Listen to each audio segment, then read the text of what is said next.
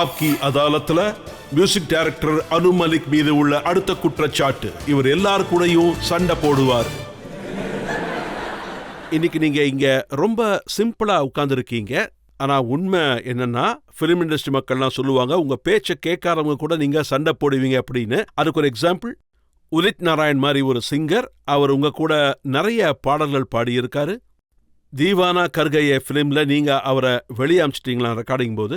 Udit sir ரொம்ப நல்ல மனுஷன், பிரமாதமான கலைஞர், அவரு நல்ல பாடகர், அவருடைய குரல் ரொம்ப நல்லா இருக்கும். அவர் வேலைக்கு நான் சல்யூட் பண்றேன். சோ நல்ல விஷயத்த நான் சொல்லிட்டேன். ஆனா எந்த விஷயம் என்ன இரிட்டேட் பண்ணுமோ அதை பத்தி உங்ககிட்ட நான் சொல்றேன்.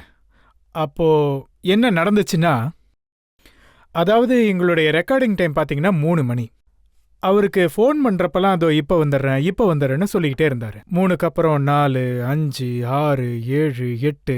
ஒரு பக்கம் ஆர்டிஸ்ட் வரலன்னு நான் வெயிட் பண்ணிக்கிட்டு இருந்தேன். கூடவே என்னோட பாட்டும் நல்லா ரெக்கார்ட் ஆகணும்னு விரும்பினேன். லேட் ஆக லேட் ரெக்கார்டிங் எல்லாருக்கும் ரொம்ப கஷ்டமானது கூட. அவரு வந்ததுக்கு அப்புறம் எக்ஸ்கியூஸ் கொடுத்துட்டு இருந்தாரு. நான் இங்க இருந்தேன் அங்க இருந்தேன் இங்க மாட்டிக்கிட்டேன்னு. அவரோட ஒரு ஃபேமஸ் லைன் இருக்கு, ரொம்ப ஃபேமஸ் ஆனது. அது என்னன்னா, அது சார் என் டயர் பஞ்சர் ஆயிடுச்சு. இன்னும் காமெடியான விஷயம் என்னன்னா, 4 டயரும் பஞ்சர் ஆயிடுச்சுன்னு, கூடவே ஸ்டெப்னியும் பஞ்சர் ஆயிடுச்சுன்னு கூட சொல்லுவாரு. நான் கேட்டேன் ஸ்டெப்னி எப்படி சார் பஞ்சர் ஆகும்னு. ஆனா அதுக்கும் அவர் பதில் சொன்னாரு. அப்புறம் அவரு பாட்டை கேட்டுக்கிட்டு மைக் கிட்ட போயிட்டாரு. எனக்கு வேலை செய்யும் போது அது ரொம்ப கரெக்டா இருக்கணும், இன்னும் நல்லா பாடணும், இதை விட பெட்டரா இருக்கணும், இப்படிலாம் பாடுங்க அப்படின்னு சொல்லும்போது அவர் ஒரு வார்த்தை சொல்லிட்டாரு. அது எனக்கு ரொம்ப கஷ்டமா இருந்துச்சு. அவர் என்ன சொன்னார்னா, அந்த வார்த்தையை நான் சொல்ல மாட்டேன். ஒருவேளை நீங்க இப்படிதான் வேலை பண்ணுவீங்கன்னா சரி இருக்கட்டும், விடுங்க, அப்புறமா பாத்துக்கலாம், போங்க, அவசியமே இல்ல, நீங்க என் பாட்டு பாட தேவையில்ல, நீங்க கிளம்புங்க. அது சண்டை கிடையாது. என் ஒர்க்ல நான் சரியா இருக்கணும்னு தான் நான் நினைப்பேன். எப்பவும் பாட்டு நல்லா வரணும்னு தான் நினைப்பேன். ஆனா என் ஆர்டிஸ்ட் எனக்கு சரியா ஒத்துழைக்கலன்னா சரி நீங்க கிளம்புங்க. நீங்க உதித் நாராயண வெளியே அனுப்ப முடியும். நீங்க ஹிமேஷ் ரேஷ்மையாவை பத்தி ஏதாவது சொல்ல முடியுமா? பூஷன் குமாரோட புது கான்ட்ராக்ட் சைன் பண்ணீங்க, அதை பத்தி ஏதாவது சொல்ல முடியுமா? ஆனா பொண்ணுங்க கூட நீங்க எப்பவும் சண்டை போட்டதே இல்லையே. நான் கண்டிப்பா சொல்லுவேன், நான் ஒரு காதலன், ஒழுக்கமற்றவன் இல்ல. நான் பெண்களை மதிப்பேன். நான் காதலன் தான், ஒழுக்கமற்றவன் கிடையாது, பெண்களை மதிக்கிறவன். अपन बोला वो मेरी लैला और वही बोली झूठ बोलता है साला। अपन जब भी सच्ची बोल रहा है, उसको झूठ क्या को लगता है? ये उसका स्टाइल होएगा, होठों पे ना दिल में हाँ होएगा.